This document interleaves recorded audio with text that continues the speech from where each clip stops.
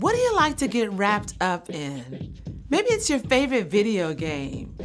You're so lost in the game that when mom calls you for dinner, your hands are cramped up and you realize you didn't get your homework done. Or maybe you like to get wrapped up in a great book. You turn page after page, and when you reach the end, it's way past lights out. So you're gonna be so tired tomorrow. You can even get wrapped up in a package of Christmas cookies. You take one, and another, and one more, until all the chocolatey mint goodness turns into a stomach ache. Ooh! Any good thing can go wrong when you get a little too wrapped up in it. But there's one gift we can open over and over. One gift that will never be too much. At Christmas, we realize God's greatest gift to each one of us, God's Son, Jesus. In Jesus, every wrong is made right. In Jesus, every broken thing is made whole. You just cannot get too wrapped up in celebrating Jesus' amazing love for us. When you live every day with the joy and peace that comes from following Jesus, others can see God at work in you. That's why sharing God's gift of Jesus at Christmas is an amazing way to worship God with your life. Because worship is about more than just singing loud. It's all about living loud.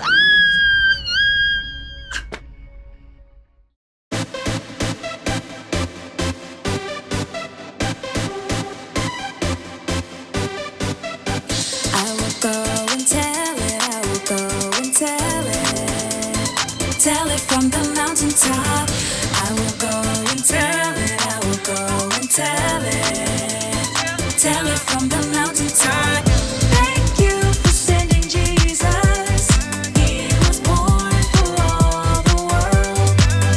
You gave us so much love, and I'm telling all the world. I will go and tell it. I will go and tell it. From the mountaintop, I will go and tell it. I will go and tell it. Tell it from the mountaintop. The night Jesus came started like a silent night. The shepherds looked up and saw the brightest light. And then what happened was a bigger surprise. They looked up and saw the angels in the sky.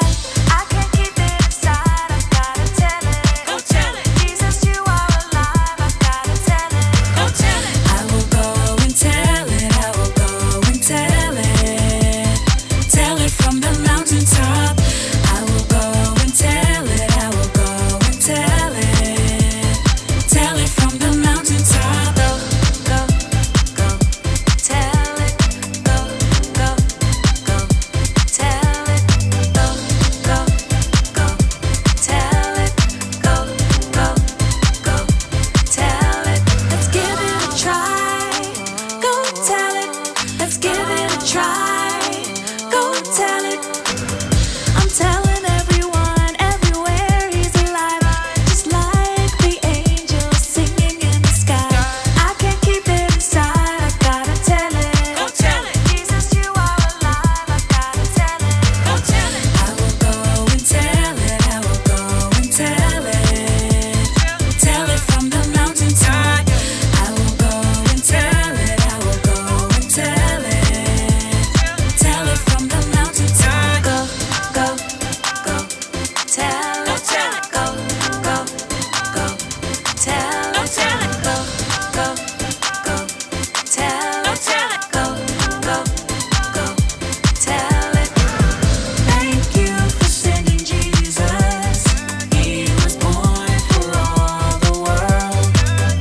You gave us so much love, and I'm telling all the world.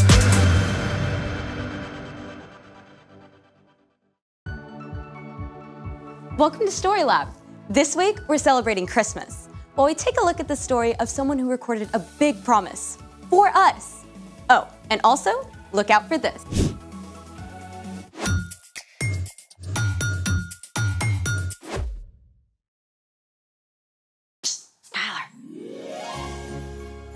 Hey, I'm Skylar. And I'm Sebastian. We're talking about Christmas, which is celebrating Jesus, God's greatest gift. Gotta say, I think you got the decorations on point. Thank you. We're only missing one thing. A partridge in a pear tree? I can go get one. We need snow. Yeah, but it's 53 degrees and sunny. I thought about that. We're gonna make our own snow. What do we need? The internet says that there are a lot of ways to do that. I say we should make our own recipe, then we can have a showdown. Or a snowdown. I see what you did there. I'm ready. Let's make it! For our first DIY snow, you just need 2 ingredients, cornstarch and lotion. Step 1, dump all the cornstarch in the bowl.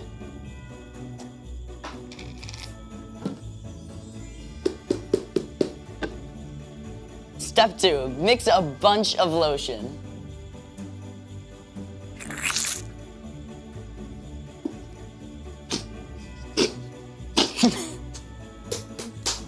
I think we got everything.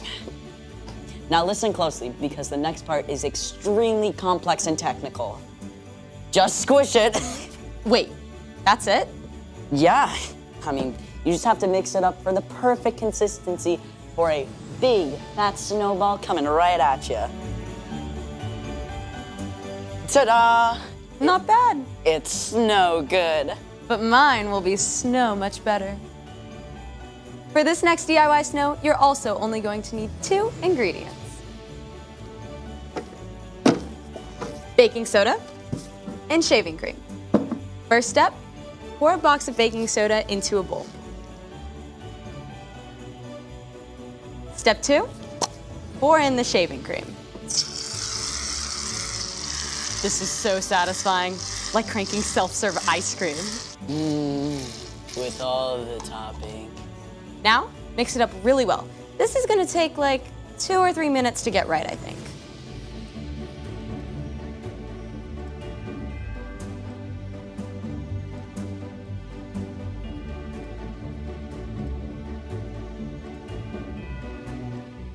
Now this is superior snowball snow right here. Superior to what? I think that's obvious. There's only one way to decide. Cornstarch and lotion up first. Ready? Sure. Let it go, let it go. That's so 2013. Were you even born in 2013? Yes. Here goes. It moves. That's right. 3, 2, 1. Ooh, let's see that again.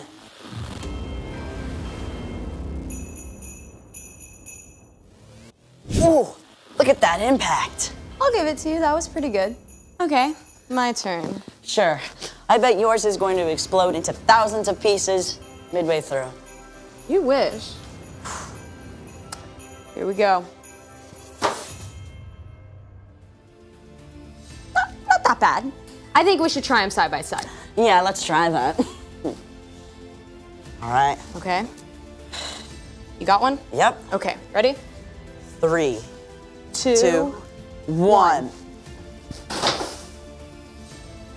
Okay, I'll give it to you. Cornstarch and lotion, but only because your throw was better than mine. I'll take it, I'll take it. That was awesome. Can we do it again? Absolutely. But first, let's get ready for... The story before the story. Today, we're in the 23rd book of the Old Testament, Isaiah. In the beginning, out of love, God made an amazing world. But when people turned away from God, the world was broken. God made a plan to bless the whole world through Abraham's family, the Israelites. But over and over, God's people would run to God and then pull away, just like a yo-yo. After King David's son Solomon, the kingdom of Israel was split into 2 nations. During this time, God spoke through prophets to encourage them to turn their hearts back to God and to tell them about the rescuer God would send. One of these prophets was a man named Isaiah, which is where our story starts. Take it away. Hey, everybody! Hey, Erica. Isaiah lived more than 700 years before Jesus. And get this, his name means the Lord saves us. Think about that. Even Isaiah's name pointed to God's plan to save the Israelites and the whole world. Isaiah was a prophet, someone who listens to God and then shares truth from God with other people.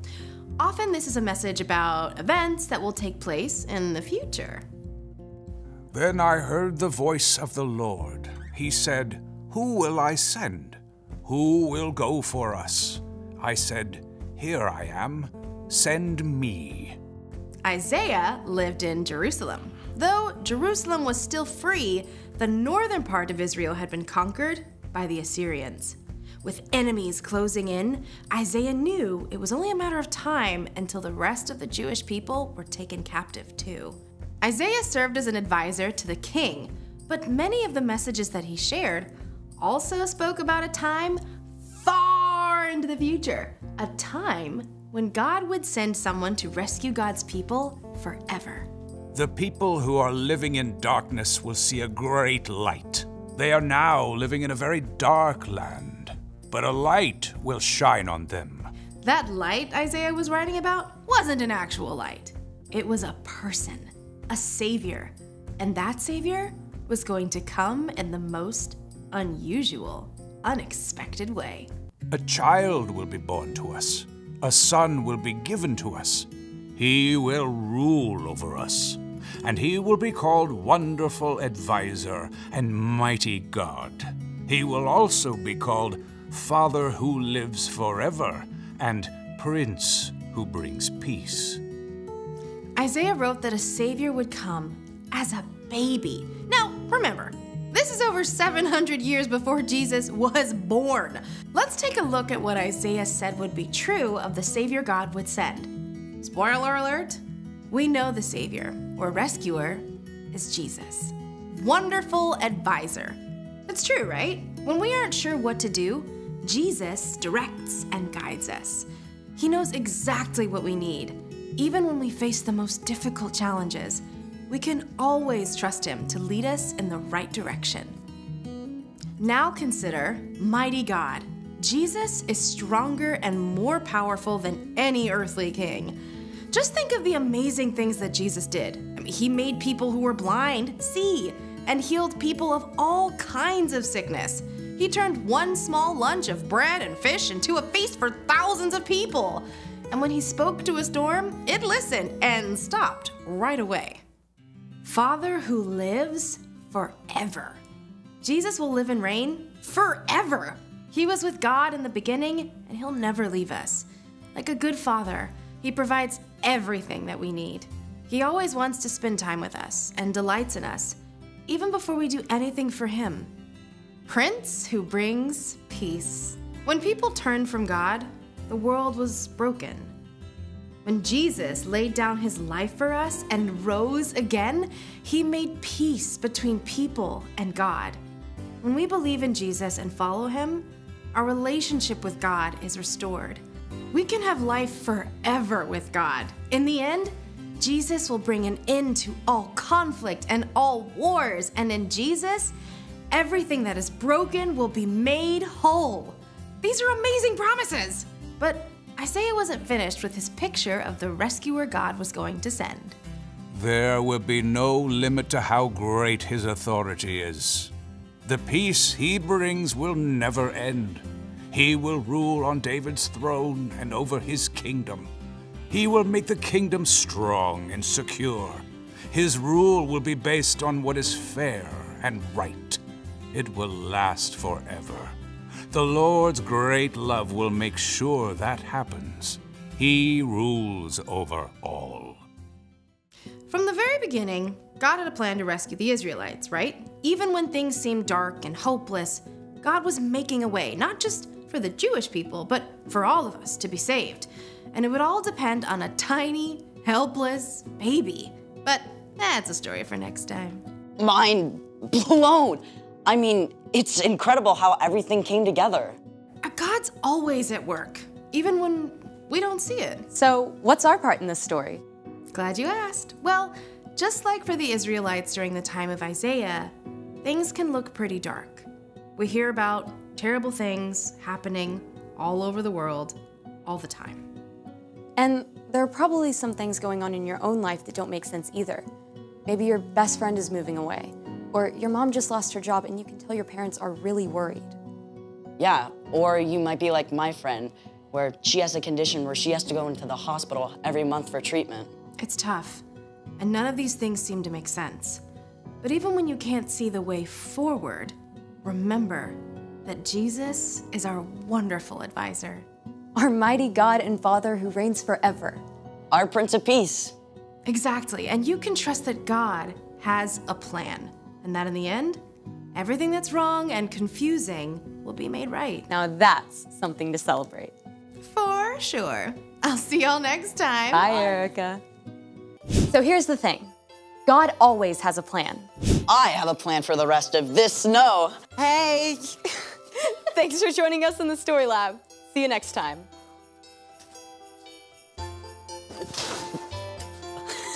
All right. Good shot. Good shot.